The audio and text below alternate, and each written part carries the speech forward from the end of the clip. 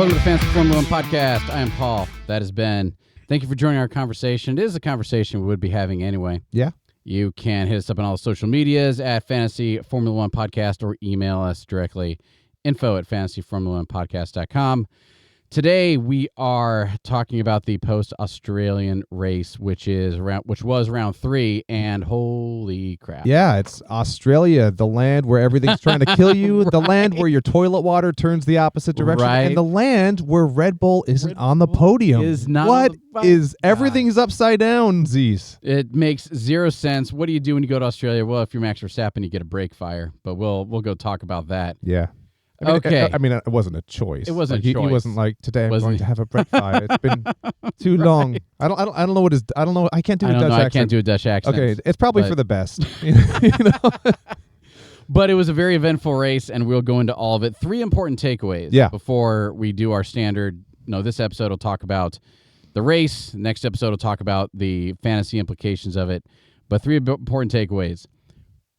We must wait, and I'll break the fourth wall. We must wait to use all of your swaps and make your changes until after free practice. But why is that, Paul? Because it will screw you when they go and they change stuff. Absolutely. Because last race, there was huge issues. This race, Alex Albon, and we'll go into it, crashes out in free practice 1, takes his teammate's car for free practice 3. Yeah, I've got feelings about that. Huge feelings. And on that note, though, the tickets just opened up for the Las Vegas Grand Prix later in the season, and holy crap, they're expensive, like really stupid expensive. But and they've got these packages where you can do like all 3 days for $600, which is a lot of money, or you can go on practice day for $150. And I kind of, in my mind, I was going, why would you do that? You would do that because every time a driver gets in a car, it's a major liability, and race impact starts at free practice. Yes,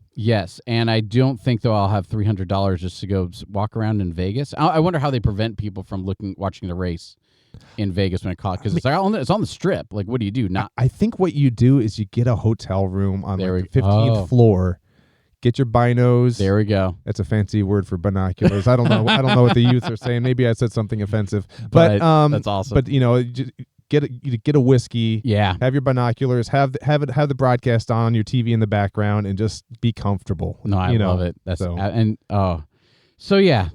Albon. Actually, we'll take it in step. FP3. Yeah. So much stuff happened in the free practices that I actually ended up needing to use my wild card chip on one of my teams to not take the negative points.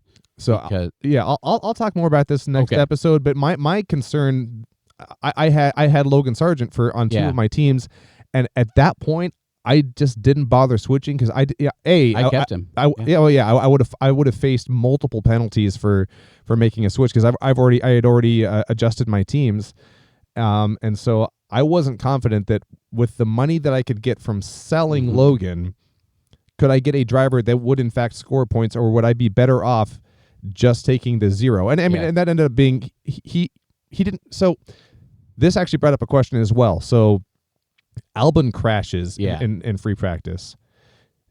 Sargent doesn't race at all because he's a consummate teammate and says, "Here's my car." I mean, he didn't offer it up; he was told. He was voluntold. Yeah. But he does it. Yeah. Do either of them get a DNF? No. Does Williams as a constructor get any kind of DNF? No. Okay, cool. Williams does not. So there's not classified. So basically, you get a DNF or a not classified. Okay. If you try and you don't get it, then you get, because remember, in real life F1, it's all just a matter of semantics, right? As far as Williams is concerned, they didn't race, that equals bad, done. We in the fantasy world care about DNF versus not classified. Versus all that. And that only applies on race day. On race day, okay, or cool. on qualification. Gotcha. Day. And so from a constructor standpoint, they just said, we have one car. We have one car who gets it, and Logan Sargent was listed as inactive, the same as Oliver Behrman would have been listed as inactive. Got it. They are not driving today.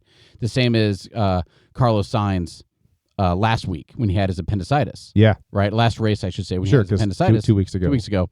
It wasn't a penalty. It was your $5 million that you gave to get that driver is going to give you a net zero, is going to give you 0 points because they're not racing. Yeah.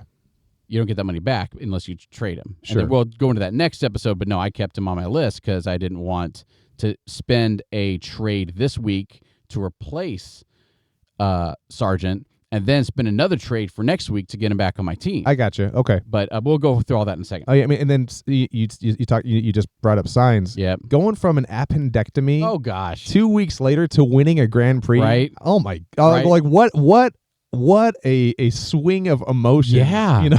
Talk about a guy who's fighting for his life. He's like, nah, I'll go ahead and do it. And I mean, and he comes back and wins. And here's the thing, you know, he's been driving for years, right? This is only his third win in his career. But like, what an event to come back from is like, you know you're out of the job at the end of the season. Yeah. That sucks. Then you get appendicitis after your practice. Everybody's going to be looking for this dude. And then your replacement comes in and does a good job, makes you feel. It has to make you feel like I am utterly replaceable. I mean, and ultimately, every one of them there are so many people dying to be in their shoes.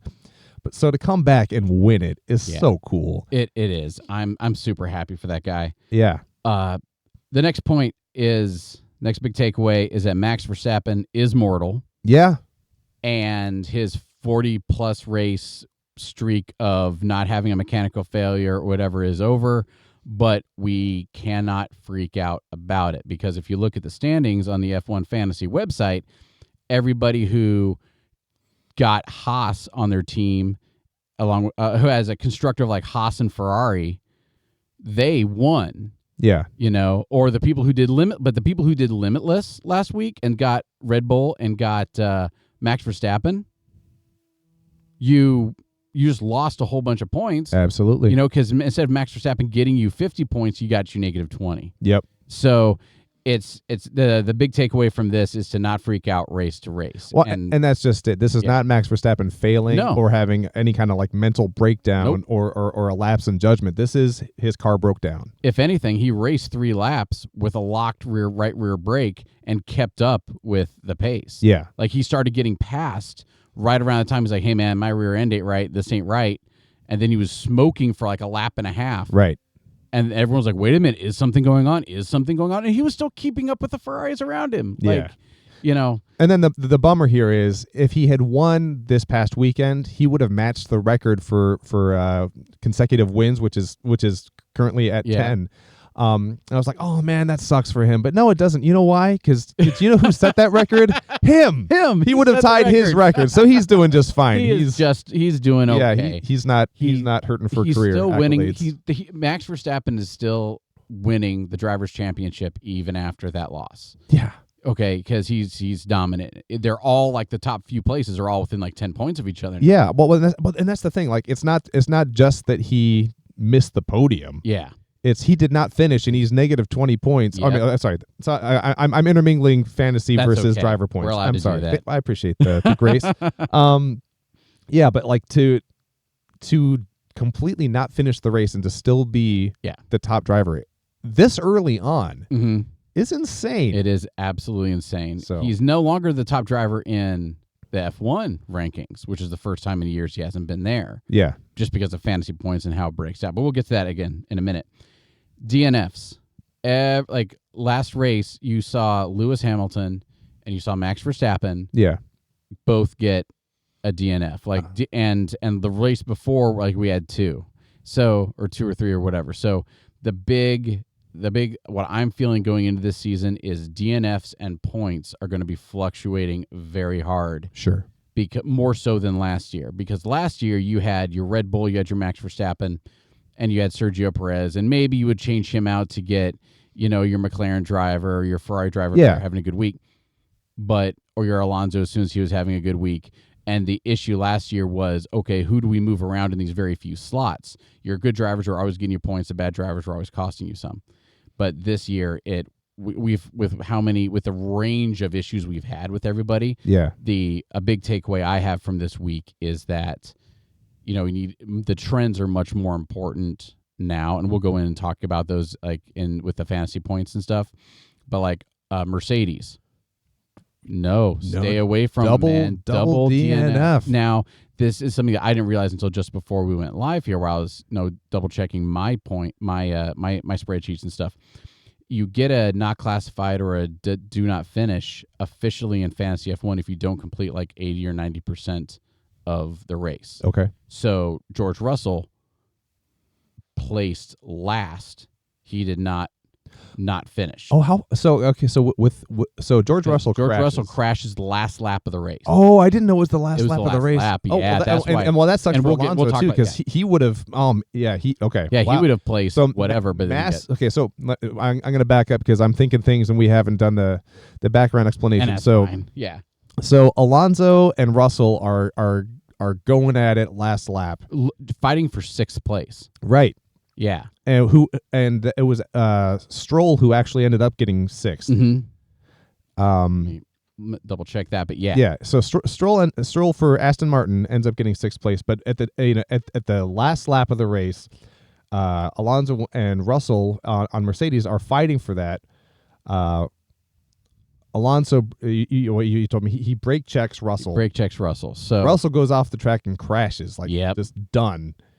And then Alonso finishes the race, but then was it a 20? There was a 20-second penalty. That's massive that they incurred after the race, and then the terminology was for potentially dangerous driving. Yes, man. And you'll see it. So when you watch like the start of the race of any race, all the drivers. Let me back. So in F1, there's braking points. Okay. Right. And so all the drivers know, okay, to make this turn on this track or in this area is when you brake. You can brake early, you can brake late. If you brake early, it slows you down, but you can make a tighter turn. If you brake late, then you're carrying a lot more speed into the turn and you'll probably go wide. But if you want to have more energy in the turn and you want to go around everybody, that's what you do. So you can adjust your braking earlier or later depending on what you want your entry and therefore exit angle of the turn to be, and what you want your speed to be, and that is all variant based on what you're trying to accomplish in the turn. Sure. There's also a standard, like more, I do that in air quotes, but then there's also if you're racing by yourself, the optimum entry speed, braking point, exit speed, acceleration point, all of this for every turn on every track. Yeah. And then you deviate from that based on what you want. So this is something from the guy who loves it, but I've never driven a single lap on a racetrack. So we gotta arrange something like that, or we need to do like a live episode where we I don't know, like let's just see how much of a broadcast we could get through while doing like some high speed go-karts or something like that. I'd be down. So we did high speed when I was over in Bahrain. Bahrain has a right next to the Bahrain racetrack. There's a huge go-kart track with gasoline powered. Oh, are you serious? Go-karts, and we when I was over there, we as an office would go and we'd race go-karts. Nice, and that was awesome. Yeah, oh yeah, but it really gets your blood for it.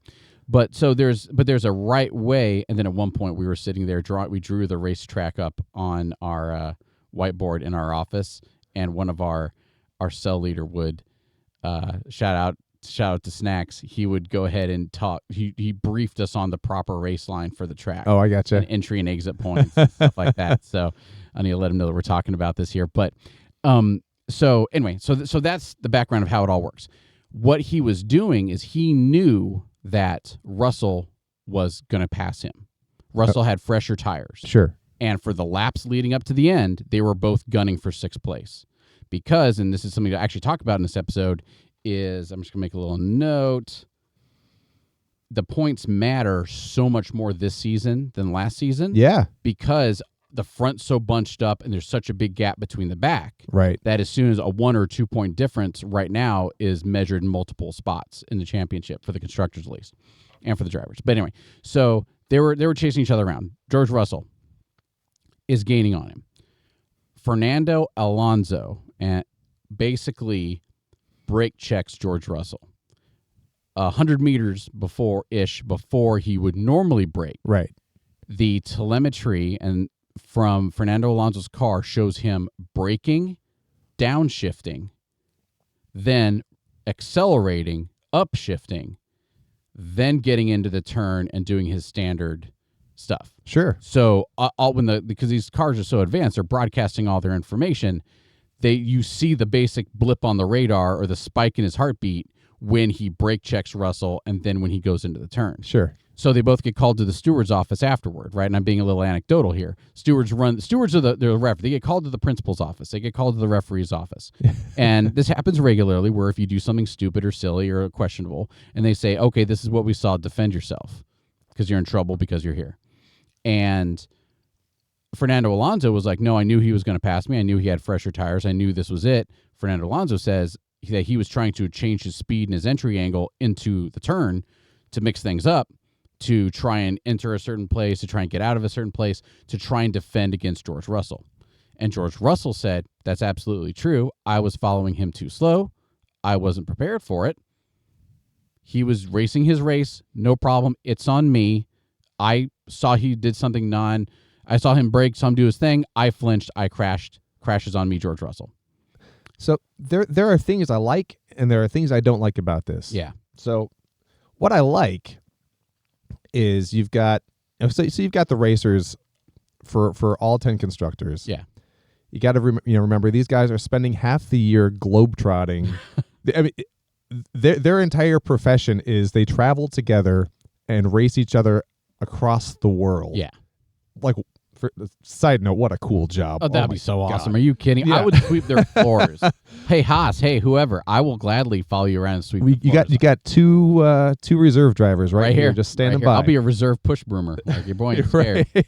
Also, side note, pit crew, the average pit crew member makes $270,000 a year. Like that's on the low end. Dang. Right. That's awesome. I didn't know I'll learn to change a tire fast for that kind of money. Absolutely. I'll start practicing today. So I love the class that both of them display by going in and saying, we're both racing. We're both racing. So Rubin's racing. You need to blame me. You need to blame him. Whatever. It was what it was. Super classy. Love that. Super classy. But what I don't like is you want the spirit of competition. Mm-hmm. I don't like the call to the principal's office. One person is fighting to get across that line faster than the other. Yeah. If you know your car is going a little slower, I mean, if we apply the standard to so Mercedes doesn't have the fastest car this year. Nope. Sorry, Mercedes. It's easy. It's an easy target right now. Sorry, bud. If you got McLaren coming up behind you, yeah. If you're Russell or if you're Hamilton, what can you do except tactically maneuver? If you want to be competitive. And so if you're going to get called to the carpet for being competitive, I mean, you're in a car that has had every feature stripped away except for two things: go fast and keep the driver alive. Yeah. So aggressive driving is an inherent part of the race. So I don't fault Alonso for making a tactical decision that would keep him in sixth place. And how about that? I completely agree with you. The drivers agree with you. And I even think, and again, I'm not going to put words in her mouth, but I think the FIA agrees with you. The issue is safety. And they're trying to make it so that if you and I are racing each other, we have to win or lose based on speed and our ability and our blocking and stuff like that. Right, but define ability. Exactly. That's and the issue is with that is that as soon as you brake check somebody like that, then first off, if and again I have to watch the replay, but if Russell hadn't veered away, if Russell hadn't reacted, he would have rear-ended Fernando, and that would have been bad. Right. So basically, the argument is that Fernando created an unsafe situation that would either take them both out of the race or the other guy can crash. But see, that's the thing. You're already in an inherently dangerous situation. Yeah. Again. Yeah. And your point is well made. It really is. If we're so worried about that, put everyone in a bunch of used Hyundai cars, that actually have seat belts and can only go so fast. Right. This is such a dangerous sport anyway. I guess the counter argument would be so why would you add to that as a driver? But I don't know. And so the way they come down is that they penalize as a generic thing, to where as soon as a driver does something unsafe like that, sure, like brake checking somebody, they penalize them for it. And especially if them brake checking results in a crash, they in the end the FIA just don't want that in their brand. I think that has to be what it is. I get that, but I just if you take something to its unreasonable extreme. Sure. If you want to avoid that entirely, then give don't have any turns. Just have a straightaway, and everyone has their own lane, and whoever's the fastest. And then we have nitro meth funny cars, right? No, that's exactly it. There's certainly an appetite for that, but it's not going to be as big as what F1 is. And I think everybody agrees with you. I think they're trying to watch out for their brand. They're trying to make sure everyone stays safe, which is why they brought him into the principal's office. They both stood together. Even the guy who ended up on the wall is like, nah, it's fine. Yeah. And they all stood together in drivers, but the other like, no, we need to make sure that this isn't right. Now, rewind 10 years when the telemetry wasn't as good. Fernando gets away with it. And to drive this point home about Fernando, earlier in the race, I need to figure out who it was. I think it was when he was getting passed by Perez. Okay. Basically, Fernando knew whoever was behind him was within... I think maybe it was Russell who did. I think it was Fernando. He knew whoever's behind him was within DRS. They went through the DRS zone, and Fernando literally got off the racing line and let the guy pass him. Yeah, because he knew he was going to get passed. So he wasn't trying to block. Wasn't trying to stay in that position. He was like, "Nope, I'm on my race. This guy's on his race. He's faster than me. Take it." When they were fighting for that sixth place, Fernando's like, no, I'm going to brake for the turn, and I'm going to bleed off speed, and I'm going to do this. I'm going to be unpredictable. Yeah. And, which is why I think he and Russell both agree that he didn't do anything wrong. I will concede, I think somehow there has to be an accounting for, avoiding or penalizing potential malicious intent. Yeah. Like if it's, well, if I can't win, I'm going to make sure that, I'm going to clip this guy. If I'm going to crash, I'm going to make sure someone else does too. Yeah. I mean, obviously nothing like that, but okay. And all the drivers agree that wasn't it. Okay. But yeah, so let's go ahead and walk through my notes on it. Okay. In the free practices, here's the good stuff. In the free practices, FP1, Alex Albon crashes. On his own, solo, just rear end gets a little loose. He hits the wall. He breaks off. It's very much like, George, what happened to Russell, too. He snaps all the tires off on his left-hand side.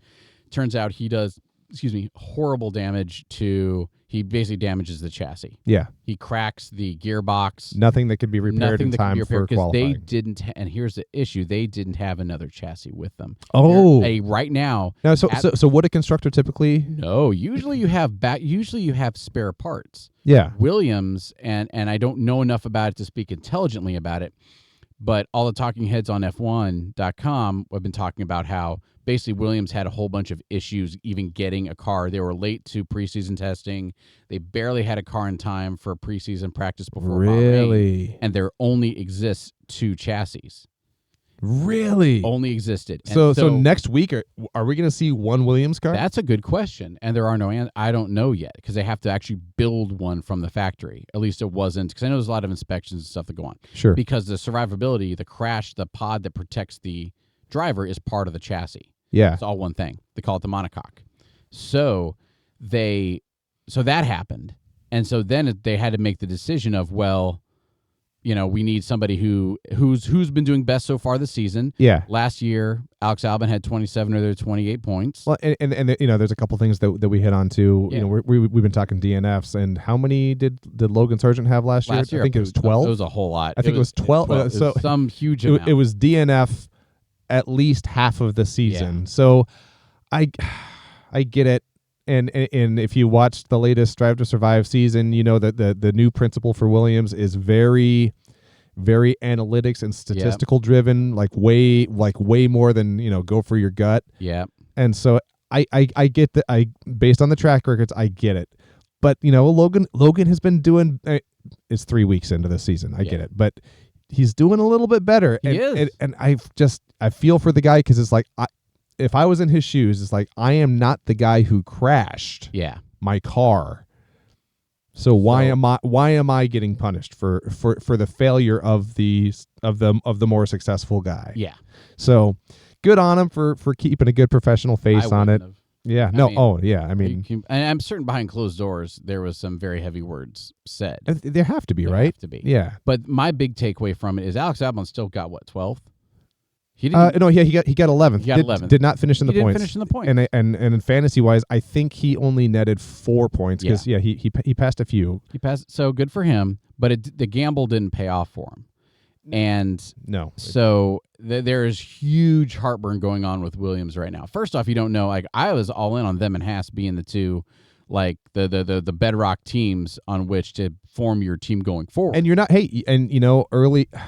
But we're saying don't freak out, don't do massive. But here's the thing, yeah, and you're right about Haas. I mean, Haas is nothing. Both drivers finished in the points, which for them is a massive win. Mm-hmm. So that's awesome. It is good for them. But so big, huge question marks with Williams right now. Yeah, because the fact that they're willing to do that means that's a telegraph that they can call it. It's not emotional. It's just pure numbers. No, it's fine. But if you're Logan Sargent, then you're the second driver to somebody who's coming in 11th.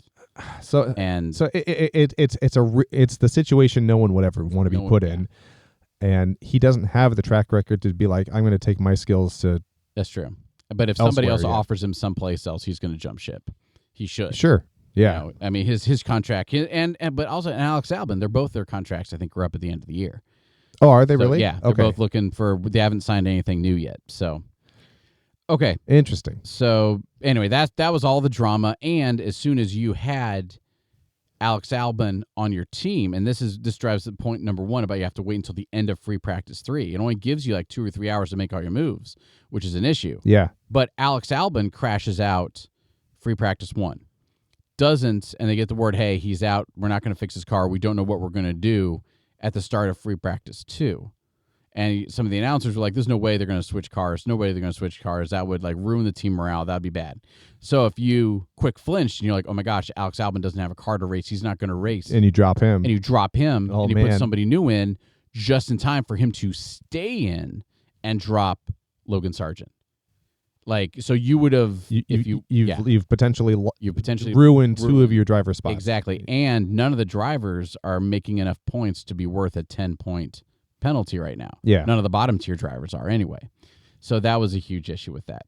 Continuing on with free practice, there were 5 spin-outs off the track total. Mercedes and Aston Martin, both of the drivers spun out off of the track in free practice. And Bottas and Sargent spun, but they didn't hit the wall. So we're talking like smoking tires, bald spots, spinning around just in practice. Okay, so jumping back to Williams for a second, I did not know that about Sargent. He had spun out. That makes me feel a little bit better about going strictly with the guy with the better record. But Russell and Lewis Hamilton had both. Like, it was a common thing to because there's one turn whatever where people tend to get all warbly, and that's where a lot of the issues happened. Gotcha. So it was a very ugly free practice session. There wasn't any sprint races. Fine. In qualification. So during qualification, Zhou Yu, he messed up his wing during quali somehow, and they had to replace his front wing, so he started in the pits, which stunk for him, which is like the second race in a row he started from the pits. Yeah. But he usually gets you 5 or 6 points, 8 points, passing people because he's not a number 20 driver. He's a P15, P13 driver. Right. So big takeaway from Zhou Yu is doesn't matter how he qualifies, he'll get you 4 or 5 points. Exactly. So that's fine. So that's good from him. And Sergio Perez impeded one of the Haas drivers. And then he got a 3-place grid penalty. And he was I forget, I have to go check my notes if he was qualified second or third. There's race results, fastest lap, starting grid. So yeah, Sergio Perez qualified third. He started 6th. And he never got higher than fifth. Yeah, and everybody else bumped up there. Then so Lando Norris started 3rd, Charles Leclerc started 4th, Oscar Piastri started 5th, Sergio Perez started 6th, and Perez couldn't pass anybody. Gotcha. He couldn't pass anybody ahead of him. So again, a big takeaway with Red Bull is whichever way Max Verstappen goes, that's the way Red Bull goes. Yep. Sergio Perez, I mean, and this was a really high degradation. Like everybody was on medium and hard compounds. everyone's tires were going out. Like it was a thing. But as soon as you level the playing field, Sergio Perez does not appear to be faster on a level playing field than the Mercedes and the McLaren. He's not slower. They weren't leaving him in the dust and whatever. So check me if this is a fair football crossover comparison. Okay. So you got Max Verstappen. He's got kind of the Patrick Mahomes vibe where he's he can do inhuman things. Yeah. Sergio Perez, great driver. Would never take that away from him. He's consistently either on the podium or really darn close.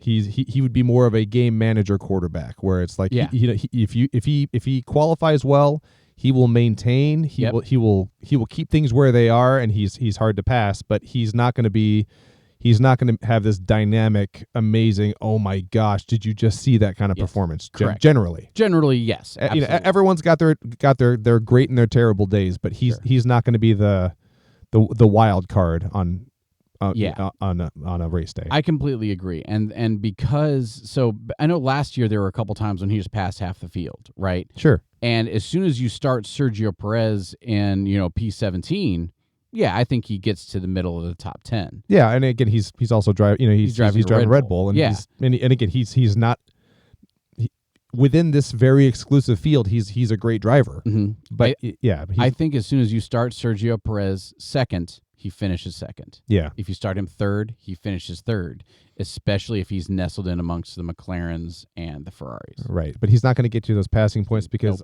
honestly, if he's starting P17, something is wrong. Something's wrong. And will he get you those passing points and pass you up into P7? P6? Yeah, he will. Potentially, sure. And maybe if there's a track that suits the Red Bull car better, he would have done better. But Ferrari and McLaren were just all in great form. Yep. And as soon as everybody's in great form, Max Verstappen will beat people. But even then, it's as soon as you had started Max Verstappen P5, would he have been able to get past both of the McLarens and get past the Ferraris to get to the front point? I don't know. And again, this is why we shouldn't freak out, but it's an indicator that, a lot of the from a fantasy perspective, a lot of the points that come with Red Bull come with Max. Yep. And at least this is in this example, it was just everybody else was even, so they just weren't. And this really highlights the strength of Ferrari. Is again, for anyone not named Max, they have a really good. They have two great drivers. Yeah.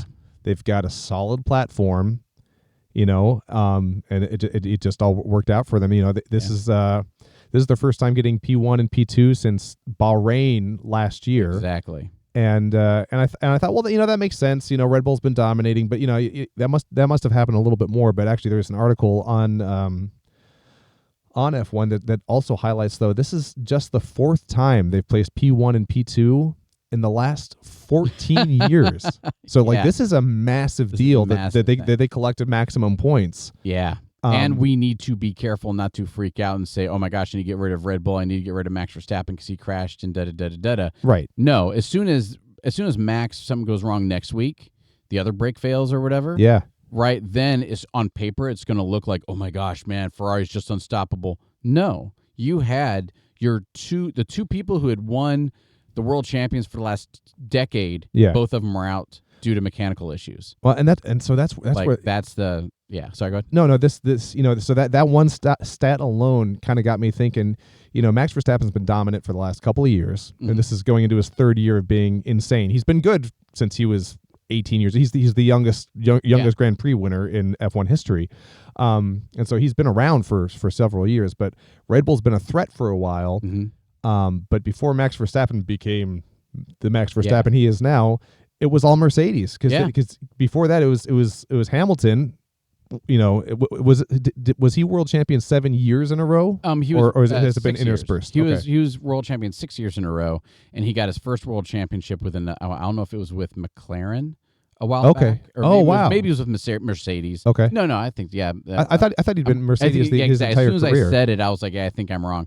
But anyway, so his first world championship was with, we'll say Mercedes again, but then there was another. I think McLaren won after that. Once, gotcha. And then however it went off after that. So to that point though, over the last decade it's been Mercedes and Red Bull. Yeah. And Ferrari's been right there. Yeah. Like right there. And I never thought I'd live in a world where I would audibly say, I feel sorry for Ferrari. Poor Ferrari. Like it's always a bridesmaid thing, man. Yeah. But it's true. Like they are always right there. Yeah, they really are. And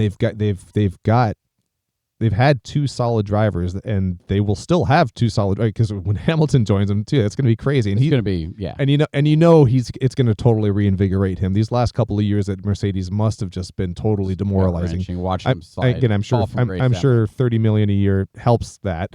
But to have not won anything or to truly not be competitive has to have sucked. Just so gut wrenching. It's going to be interesting seeing how Ferrari moves on, and again, never would have in my brain ever considered them an underdog.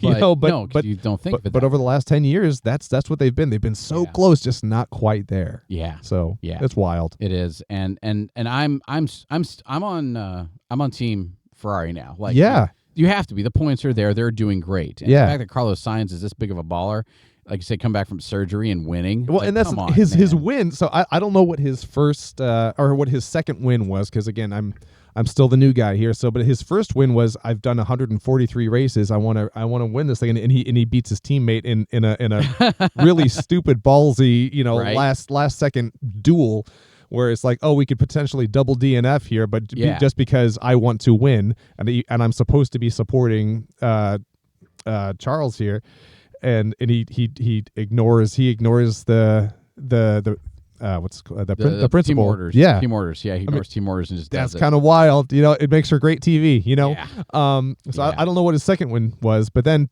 for his third one to come back from an appendectomy, like what an entertaining dynamic driver. So so I'm hoping for good things for Ferrari, but I'm definitely going to be following Carlos. Oh yeah, wherever he goes. And this seals the fact that he will have a seat next year. Oh, he has to. Don't. Yeah. Like, come on. Some guy who's drinks lead and spits musket balls like this. Like, absolutely. You know? So before we get, because I do have some, you hit on something about team orders. Remind me about team orders real quick. Can do. So my notes on the race. So Verstappen was out with a brake fire. Yep. Hamilton, he had a power unit failure. So this is a big issue with McLaren power units. Mercedes power units that McLaren and Mercedes both have, among others. Oh, really? I didn't know McLaren was also dealing with this. Part of that. So, you wouldn't know it looking at this race. They did fine.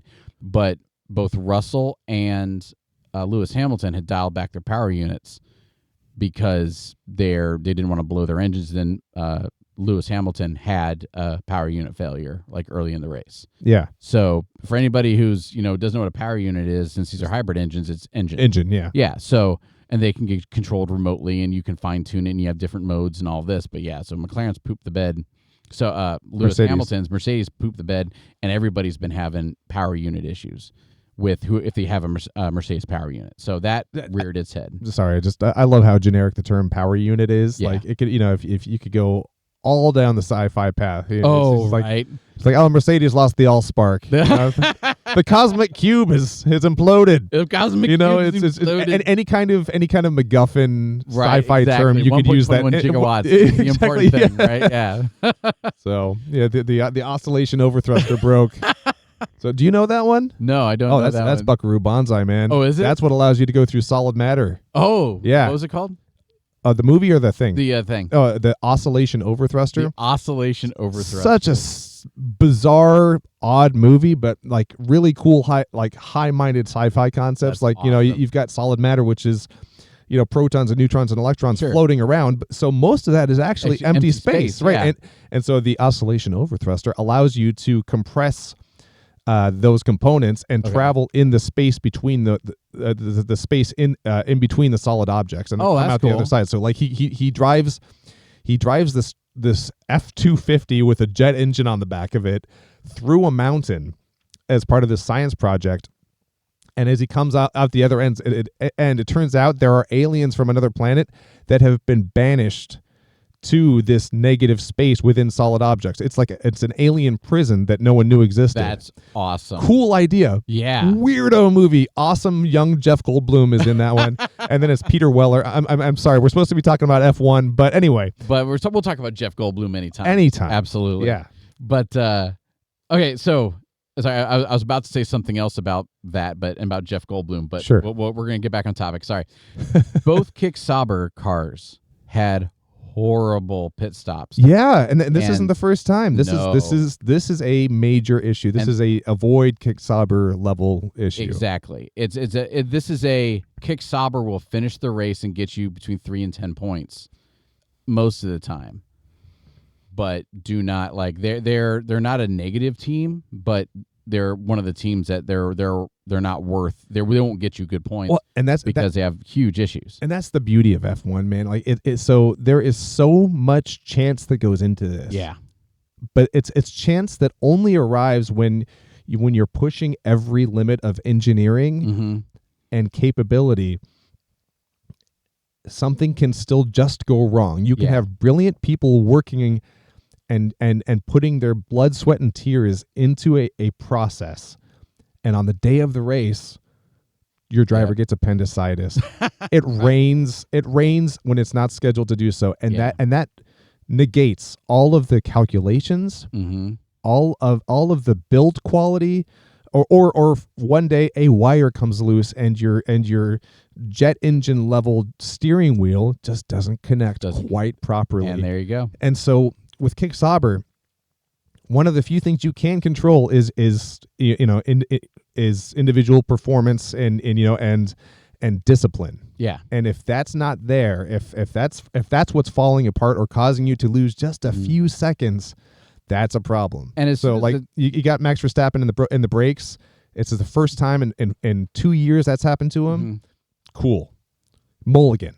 Yeah. But, when you're having pit issues on both cars across multiple races in a season that's only 3 races deep, that's not great. No, and I know we've mentioned it before, but to that point, so my wife Ames, right? She played softball, her whole life, and she's a coach now. And she said that their version, at least in athletics, is you're either the prospect or the suspect.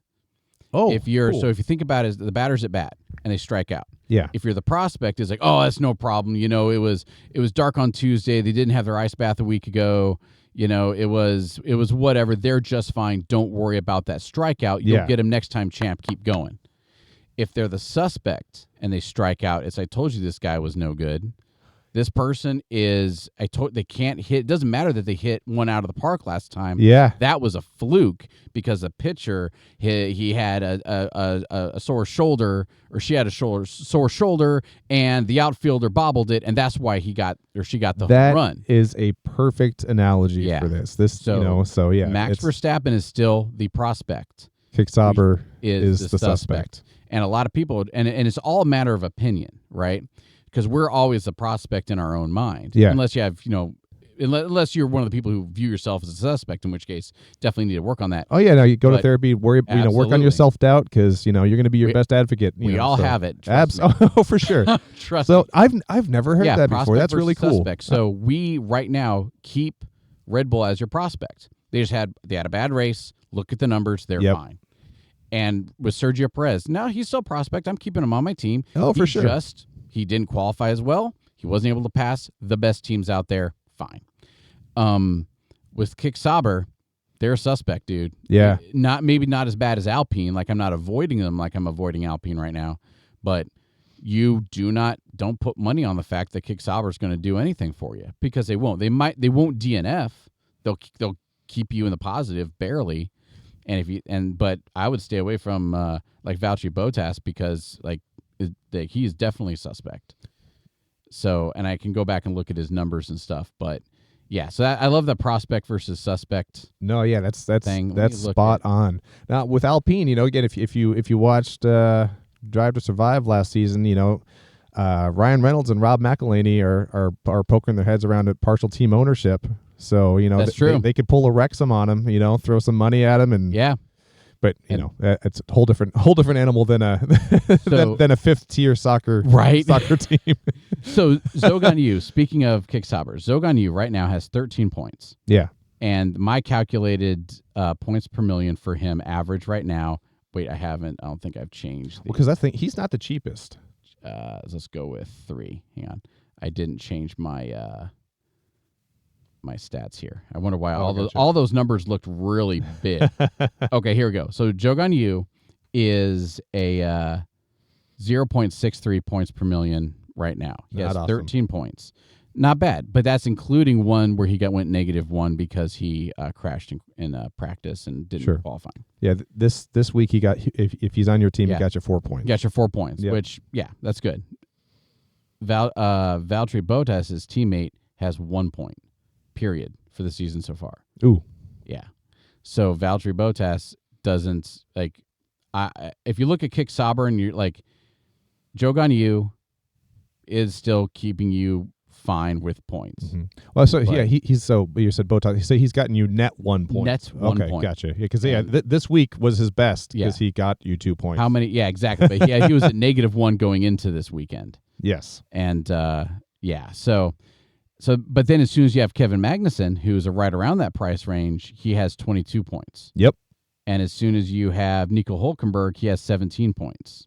So, and if you're looking at Zogan Yu, or if you're looking at Kick Sauber, Haas is looking a lot better than Kick Sauber right now. Oh, for sure. And they're all in the same price range. Yep. So, and that's the thing too. We as I've gotten started with you on this podcast, we've been talking, top tier teams, mid tier teams, low tier teams, and I've been, using that terminology, but I haven't really defined for myself what that actually looks like. And in my head, top tier where you've got the racing is my life guys, that's Red Bull, Ferrari, and I would say historically Mercedes this season, man, coming up from mid tier, I'd start to put McLaren in that top 3. I think for this year so far. I think the top 3 is now the top 4 with McLaren. Okay, right fair. Now, if that makes sense. So would you say there is only one mid tier team, and that would be Aston Martin?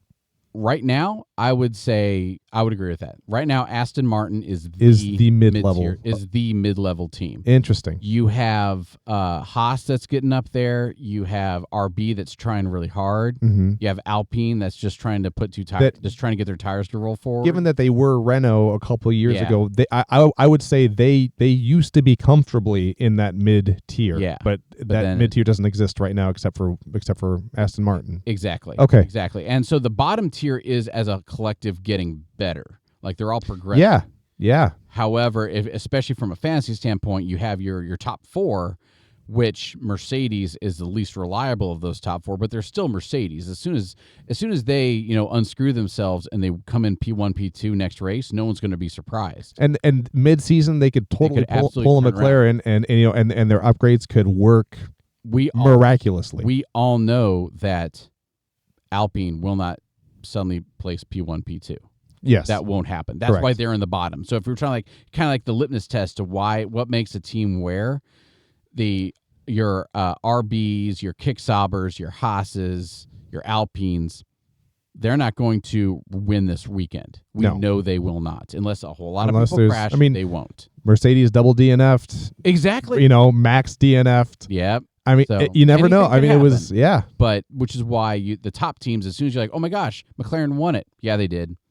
That we get it. Right. As soon as you say Aston Martin won it, you're like, oh, wow, really? They're the middle team. Right. As soon as you're like, hey, RB or Alpine won it, you're like, no, they didn't.